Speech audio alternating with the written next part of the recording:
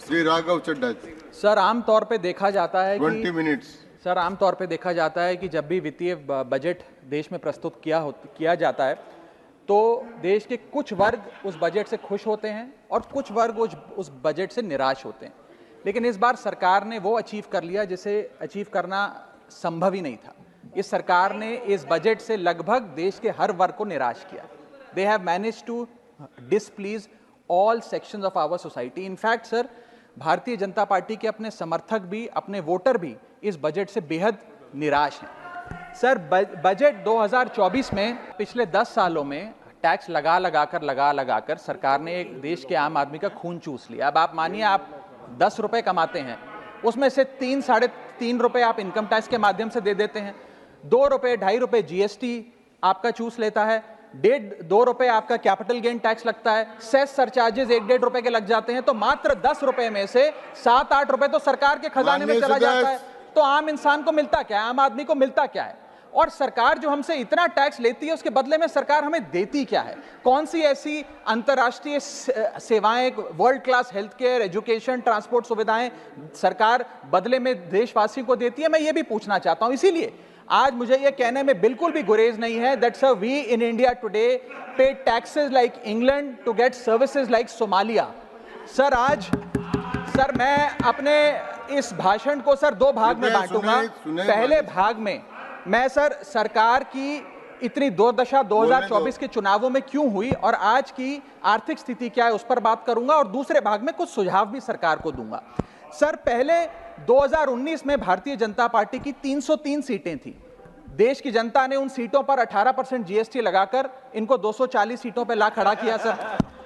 Sir इसके कई कारण बताए जाते हैं। कोई कहता है कि धर्म का कार्ड नहीं चला, कोई कहता है जातीय कारण है, तो कोई कहने लगता है कि टिकट डिस्ट्रीब्यूशन में कमी रही।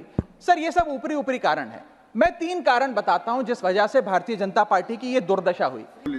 सर अगर आपने मेरी पूरी बात सुनी होती तो शायद इतनी आपत्ति इन लोगों को ना होती। सर मैं यही कहना चाह रहा हूं कि कई कारण बताए जाते हैं चुनावी हार के, लेकिन मेरे मुताबिक 3 महत्वपूर्ण कारण है। पहला कारण इकोनॉमी, दूसरा कारण इकोनॉमी और तीसरा कारण भी इकोनॉमी। मैं इकोनॉमी की बात कर रहा हूं, चुनावों की बात नहीं कर रहा। सर पहला कारण हार का है rural income and inflation. Sir Bharat की 60% से ज्यादा आबादी सर गांव में बसती है, लेकिन आज सर आपको बोलने का अवसर मिलेगा, अब इनको बोलने दें। हाँ सर मैंने 2.5 मिनट बोला, उसमें 5 बार इन्होंने इंटरप्ट किया है। मैं अपना समय सूद समेत इनसे वसूलूंगा। सर मैं आगे चलता हूं। सर इस देश में सर पहला मेरा कारण था, ब्याज की आदत ठीक नहीं है sir, rural income and inflation. Sir आज rising rural inflation, rural unemployment, low crop yield, income inequality, farmer debt, high input cost, low income, no MSP और क्रॉप लॉसेस के चलते ये आलम है सर कि रूरल इनकम ग्रोथ वित्तीय वर्ष 23-24 में डेकेडल लो पे। और सर इसी के साथ साथ किसानों की आय दुगना करने का वादा था। स्वामीनाथन कमीशन के अनुसार एमएसपी देने का वादा था।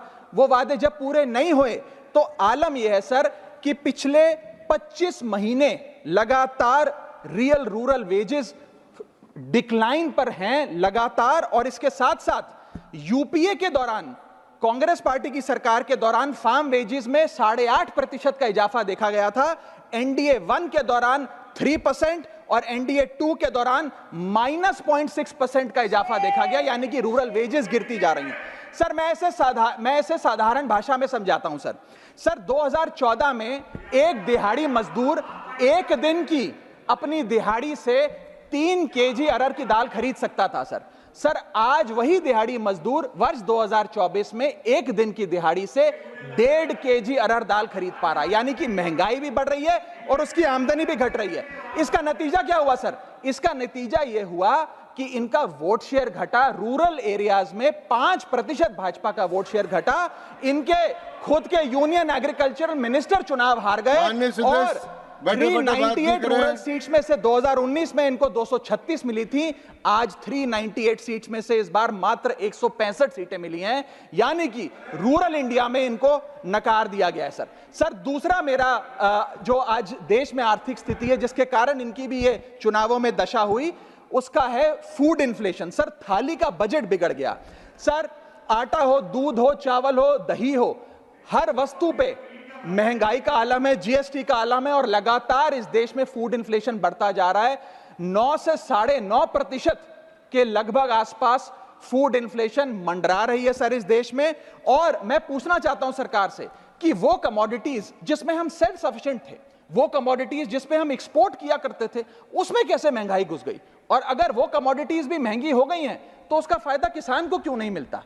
वो सारा पैसा जा कहां रहा है? ये एक बड़ा महत्वपूर्ण सवाल है सर। आटा 2014 में 21 रुपए प्रति केजी बिका करता था, आज 42 रुपए प्रति केजी हो गया है। दूध 30 रुपए प्रति लीटर के आसपास बिका करता था वर्ष 2014 में, आज 2024 में 70 रुपए प्रति लीटर बिकता है। सर देसी घी 2014 में 300 रुपए प्रति केजी पे बिका करता था, आज 2024 में 675 रुपए प्रति केजी बिकता है। अरहर की दाल 80 रुपए प्रति केजी बिका करती थी 2014 में, आज 230 रुपए प्रति केजी बिक रही है। और न जाने कितनी वस्तुओं के दाम आसमान छू रहे हैं सर। और अगर यही रफ्तार रही महंगाई की तो जितनी रफ्तार से 303 से 240 पर आए हैं, उससे तेज रफ्तार से 240 से 120 पर आएंगे सर ये लोग। Sir third reason is unemployment, यानी कि बेरोजगारी। सर इनफॉर्मल सेक्टर हो या फॉर्मल सेक्टर हो, अनऑर्गेनाइज सेक्टर हो या ऑर्गेनाइज सेक्टर हो, हर जगह अनएम्प्लॉयमेंट है। और सीएमआई की रिपोर्ट यह बताती है कि अनएम्प्लॉयमेंट दर ऑर्गेनाइज सेक्टर की इस देश में 9.2% है। अनऑर्गेनाइज सेक्टर की तो बात ही भूल जाइए, ऑर्गेनाइज सेक्टर की अनएम्प्लॉयमेंट दर 9.2% है। और हम लोग अपने देश के ह्यूमन रिसोर्सेज को किस कगार पे लाकर खड़ा कर दिया है उसका आलम देखिए सर। उत्तर प्रदेश सरकार के सचिवालय में पीएन की पोस्ट के लिए 368 नौकरियां निकली, 23 लाख लोगों ने उसके लिए आवेदन पत्र दिए। इंडियन रेलवेज के ग्रुप डी एम्प्लॉइज में 63,000 पोस्ट निकली, उसके लिए 2.5 करोड़ लोगों ने आवेदन पत्र दिए। 2.5 करोड़ ऑस्ट्रेलिया की आबादी से भी ज्यादा है sir. Sir 9,900 constable post Bihar police निकालती है, उसके लिए 11 लाख आवेदन पत्र आते हैं। और सर सारी चीजें छोड़िए, महाराष्ट्र सचिवालय के कैंटीन में 12 वेटरों को भर्ती करने के लिए जब आवेदन पत्र मांगे गए तो 7,000 लोगों ने आवेदन पत्र दिए, जिसमें कई पोस्ट ग्रेजुएट्स और ग्रेजुएट्स भी शामिल थे। सर ये बेरोजगारी का आलम है। चौथा, की सेक्टर स्टैग्नेशन। जितने की सेक्टर्स हैं इस देश में, कंस्ट्रक्शन हो, ट्रेड हो, जो इंप्लॉयमेंट क्रिएट करते हैं, उसमें एक स्टैग्नेशन आता जा रहा है। और इंडस्ट्री का इन्वेस्टमेंट जिसे कहते हैं ग्रॉस फिक्स्ड कैपिटल फॉर्मेशन, वो लगातार घटती जा रही है। और मुझे बताते हुए दुख है कि न्यू प्राइवेट इन्वेस्टमेंट वित्तीय वर्ष 24-25 के पहले क्वार्टर में 25 ईयर लो पर आ खड़ी है, यानी कि निवेश नहीं कर रही है इंडस्ट्री आज भारत देश की। सर पांचवा कारण है गिरती हुई पर कैपिटा इनकम, यानी कि प्रति व्यक्ति आय। देश के 12 राज्यों में लगातार पर कैपिटा इनकम घटी, उन 12 में से 9 राज्यों में भारतीय जनता पार्टी का वोट शेयर भी घटा।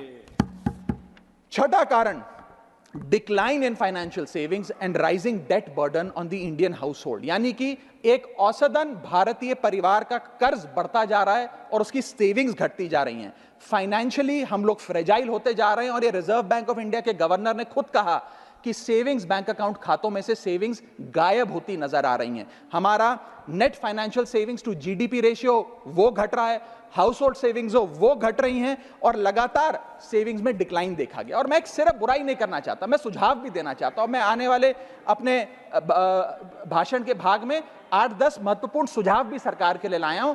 देश हित में, देश की अर्थव्यवस्था के हित में सुझाव देना चाहता हूं। पहला सुझाव, index minimum wages with inflation, यानी कि न्यूनतम मजदूरी आय को बढ़ती महंगाई के साथ जोड़िए।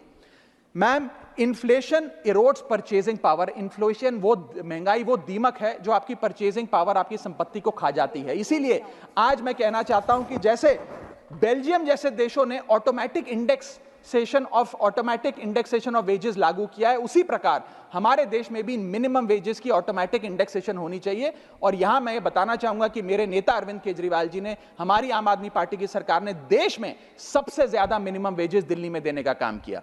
दूसरा मेरा महत्वपूर्ण सुझाव, rework the agricultural pricing formula, यानी कि जब किसान खुले बाजार में अपनी फसल बेचने जाता है मैम, तो वहां पर एक मिनिमम रिजर्व प्राइस होना चाहिए, यानी कि उस प्राइस के नीचे किसान की कमाई नहीं होगी, किसान को उस रेखा के नीचे का दाम नहीं मिलेगा। इससे प्राइस वोलेटिलिटी से किसान बचेगा, इकोनॉमिक सिक्योरिटी किसान को मिलेगी और प्रोडक्शन में कंटिन्यूटी रहेगी। मेरा तीसरा सुझाव, legal guarantee to MSP in accordance with Swaminathan commission report. Swaminathan commission report की बात सुनते सुनते कि हम लागू करेंगे, मेरे भी बाल पक गए हैं, लेकिन आज तक लागू नहीं हुआ। मैं अनुरोध करूंगा सरकार से कि उस लीगल गारंटी को देश के किसान को सौंपे। चौथा और बहुत महत्वपूर्ण, हाथ जोड़कर विनती करना चाहूंगा, restore indexation on long term capital gain. Ma'am, पूरे दुनिया में इन्वेस्टर्स को इन्वेस्टमेंट्स करने के लिए, प्रमोट करने के लिए इंसेंटिवाइज किया जाता है। इस देश में इंडेक्सेशन हटाकर हम इन्वेस्टर क्लास को डिसइंसेंटिवाइज कर रहे हैं इन्वेस्ट करने के लिए। इंडेक्सेशन हटाना टैक्स लगाना नहीं है, इन्वेस्टर्स को पीनलाइज करने जैसा है। मैडम, मैं बताना चाहता हूं, inflation ravages the value of money. पैसे को खा जाता है इन्फ्लेशन, इसीलिए हम कॉस्ट ऑफ एक्विजिशन को इंडेक्स कर कैपिटल गेन टैक्स की कैलकुलेशन करते हैं। और जो लोग खुश हैं आज कि कैपिटल गेन टैक्स को 20% से घटाकर 12.5 कर दिया है, उनके लिए मैं एक उदाहरण लाया हूं। इस उदाहरण के माध्यम से हम समझ जाएंगे कि कैसे इंडेक्सेशन हटाना इस देश के इन्वेस्टर को एक बहुत बड़ी उसकी जेब पे डाका डालने जैसा है। मैडम, फर्ज करिए कि 2001 में आपने 1 करोड़ रुपए का एक मकान खरीदा। वो मकान की दर 6% के हिसाब से बढ़ती गई उसकी वैल्यू, और आज वो मकान जो 1 करोड़ का आपने 2001 में खरीदा था, वो आज 4 करोड़ 17 लाख रुपए का हो गया। अब 2 सिनेरियो हैं, एक इंडेक्सेशन का सिनेरियो जिसमें आप बेचें उस पर टैक्स लगे, और एक नया सिनेरियो जिसमें आप उसे बेचेंगे तो नई रेट के अकॉर्डिंग उस पर टैक्स लगेगा। मैं पहले पुराने सिस्टम के हिसाब से, इंडेक्सेशन वाले सिस्टम के हिसाब से उस पर कितना टैक्स लगेगा वो आपको बताना चाहता हूं। आज वो मकान जो आपने वर्ष 2001 में 1 करोड़ का खरीदा था, वो आप 4 करोड़ 17 लाख रुपए का बेचती हैं, तो आपकी सेल प्राइस 4 करोड़ 17 लाख, लेकिन आपकी purchase price, inflation adjusted indexed purchase price 1 crore नहीं, लगभग 3 करोड़ 60 लाख के आसपास आती है। यानी कि आपका sale price minus purchase price, जो प्रॉफिट ऑन सेल है, वो 54 लाख रुपए होता है। उस 54 लाख रुपए पर 20% के अकॉर्डिंग आप पे टैक्स लगता है। यानी कि इंडेक्सेशन वाले फॉर्मूले से आपको कुल टैक्स 10,80,000 रुपए देना पड़ता है। मैं राउंड ऑफ करके 11 लाख रुपए कहता हूं। लेकिन जो नई व्यवस्था है जिसमें इंडेक्सेशन आपसे छीन लिया गया है, उसमें sale price 4 crore 17 lakh, cost price 1 crore, मुनाफा 3 करोड़ 17 लाख, उस पर 12.5% टैक्स, यानी कि टैक्स कुल मिलाकर आपका बनता है 39,62,000। यानी कि नई व्यवस्था में वही 1 करोड़ का मकान अगर आप बेचेंगे आज 4 करोड़ 17 लाख का, तो आपको लगभग 40 लाख रुपए टैक्स देना पड़ेगा, और पुरानी व्यवस्था में आपको मात्र 11 लाख रुपए टैक्स देना पड़ेगा। यानी कि 40 माइनस 11 लगभग 29 लाख रुपए का एडिशनल टैक्स आपको देना पड़ेगा मात्र 1 करोड़ रुपए के प्लॉट की सेल पर। यह है इंडेक्सेशन का खेल। इसीलिए indexation long term capital investments के लिए अति आवश्यक है। मैं सरकार से अनुरोध करूंगा कि उसे ना हटाएं, और आज मैं इस सदन में भविष्यवाणी करता हूं, अगर आपने इंडेक्सेशन वापस लागू नहीं किया तो 3 चीजें होने जा रही हैं इस देश में। पहला, रियल एस्टेट में इन्वेस्टमेंट गिरने वाली है और लोग अपना ड्रीम होम कभी नहीं खरीद पाएंगे। दूसरा, अंडर वैल्यूएशन होगी प्रॉपर्टी डील्स की, सब लोग सर्कल रेट पे प्रॉपर्टी खरीदेंगे बेचेंगे, कोई असल कीमत नहीं बताएगा। और थर्ड थिंग जो इस देश में होने जा रही है, रियल एस्टेट सेक्टर में भारी तादाद में ब्लैक मनी आने जा रहा है अगर आपने ये इंडेक्सेशन का फैसला वापस नहीं लिया। मेरा 5वां सुझाव सरकार को, फाइनेंशियल सेविंग्स को इंसेंटिवाइज करिए। डेट में, इक्विटी में, म्यूचुअल फंड्स में, बैंक डिपॉजिट्स में, फाइनेंशियल इन्वेस्टमेंट्स, और खास करके जो 24 से 36 महीने से अधिक लोग अपनी इन्वेस्टमेंट रखते हैं, उन्हें इंसेंटिवाइज करिए, टैक्स मत करिए, पीनलाइज मत करिए। और मैं कहूंगा आने वाले समय में आपको लॉन्ग टर्म कैपिटल गेन पे टैक्स अबॉलिश करने के लिए भी सोचना चाहिए, ना कि उसे सिर्फ कम करना चाहिए। छठा मेरा सुझाव, review, revise and simplify GST. GST जिसे गहरा संकट टैक्स या गब्बर सिंह टैक्स के नाम से आज देशवासी जानते हैं, रोटी हो, कपड़ा हो, मकान हो, हर चीज पे जीएसटी लगा लगा कर हमने इस देश के इन्फ्लेशन पर भी जीएसटी लगा दिया, सारी चीजें महंगी हो गई। मेरा सुझाव है सरकार से कि इस जीएसटी के पूरे फ्रेमवर्क को कॉम्प्रिहेंसिवली स्टडी कर रिवाइज करिए। एक्सपोर्ट ओरिएंटेड सेक्टर्स में जीएसटी कम करिए ताकि हम ग्लोबली कंपेटिटिव बन सकें। एसएमई सेक्टर जो नौकरियां देता है, छोटे उद्योग हैं, उसमें जीएसटी कम करिए, और एसेंशियल कमोडिटीज, दूध, दही, चावल, रोटी, चावल, आटा, उस पर कम से कम जीएसटी विड्रॉ करिए। मेरा 7वां मेरा सुझाव, give more to states. India is a union of states. States की जेब में थोड़ा पैसा डालिए। कोलिशन पॉलिटिक्स के कंपल्शन हम समझते हैं कि आपको बिहार को, आंध्र प्रदेश को ज्यादा पैसा देना था, लेकिन उन राज्यों ने जिन्होंने आपको भरपूर वोट दिया, गुजरात ने, दिल्ली ने, मध्य प्रदेश ने, उड़ीसा ने, झारखंड ने, छत्तीसगढ़ ने, जिन लोगों ने अपने राज्यों की लगभग सारी सीटें आपकी झोली में डाल दी, उनसे क्या गलती हुई? उन राज्यों को आपने दिया एक एक झुंझुना और बाकी 2 राज्यों को पे सब कुछ लौटा दिया।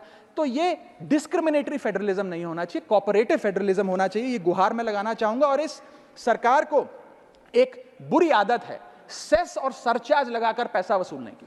सेस और सरचार्ज वो टैक्स है सरकार का जिसे उन्हें राज्यों के साथ बांटना नहीं पड़ता, वो डिविजिबल पूल में नहीं जाता।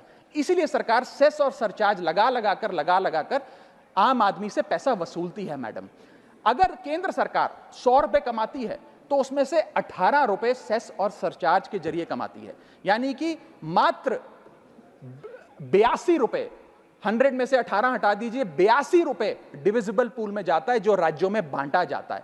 18 रुपए सीधा सरकार की जेब में जाता है। मैं अनुरोध करूंगा कि सेस और सरचार्ज की या तो इस प्रथा को बंद करें या वो भी डिविजिबल पूल में डालकर स्टेट्स के साथ बांटे। मेरा 8वां सुझाव, जीएसटी कॉम्पनसेशन जो राज्यों के लिए बंद कर दिया गया है उसे कम से कम 5 साल और दीजिए। कई ऐसे राज्य हैं, तमिलनाडु है, महाराष्ट्र है, पंजाब है, गुजरात है, जिनकी अर्थव्यवस्था आज जीएसटी कॉम्पनसेशन के पैरों पे खड़ी हुई है, जो आज हमारे बजट का 10 से 15% हिस्सा इनकम का जीएसटी कॉम्पनसेशन से आता है। मैं अनुरोध करना चाहूंगा सरकार से कि कम से कम 5 साल और जीएसटी कॉम्पनसेशन देकर इन राज्य सरकारों की मदद की जाए। और अंत में बस मैं यही अपनी बात बोलकर खत्म करूंगा मैडम, कि इस बजट ने टैक्स बढ़ा बढ़ाकर इस देश के आम आदमी के खून चूसने का काम किया। मैं अनुरोध करूंगा कि डायरेक्ट टैक्स हो या इनडायरेक्ट टैक्स हो, इस पूरी व्यवस्था पे एक बार फिर से गौर फरमाया जाए। जो मैंने शुरुआत में कहा था उसे दोहराऊंगा, हम 10 रुपए अगर कमाते हैं तो उस पे 3-3.5 रुपए इनकम टैक्स लगता है, उस पे 2 से 2.5 रुपए जीएसटी खा जाता है, 1.5 रुपए का कैपिटल गेन टैक्स लगता है, आधे पैसे का सरचार्ज और सेस लगता है, यानी कि 10 रुपए में से 6 से 7 रुपए सरकार की जेब में चले जाते हैं। यानी कि अगर आप साल में 10 रुपए कमा रहे हैं तो 7 से 8 महीने की जो आपकी कमाई है वो सरकार ले जाती है, मात्र 3-4 महीने की कमाई आपकी जेब में आती है और उस पर भी अन्य प्रकार के टैक्स लगते हैं। और उसके बदले में हमें कोई सुविधाएं नहीं मिलती है, ना ट्रांसपोर्ट, ना हेल्थ केयर, ना कोई इंफ्रास्ट्रक्चर, कोई ऐसे जैसे और बड़े बड़े विकसित देशों में, United states of America, United kingdom, European countries में जो हाई टैक्स रिजीम्स मानी जाती हैं उनमें नागरिकों को सुविधा दी जाती है, लेकिन उसके बदले में दिल्ली में, हिंदुस्तान में, देश भर में कोई ऐसी सुविधा केंद्र सरकार नहीं देती है। इसीलिए यह कहा जाता है that we impose taxes like the Europeans do to get services like sub Saharan countries. मैं अनुरोध करूंगा सरकार से कि इस टैक्स फ्रेमवर्क को डायरेक्ट हो या इनडायरेक्ट टैक्स हो उसका भी एक कॉम्प्रिहेंसिव रिव्यू करे। बहुत बहुत शुक्रिया।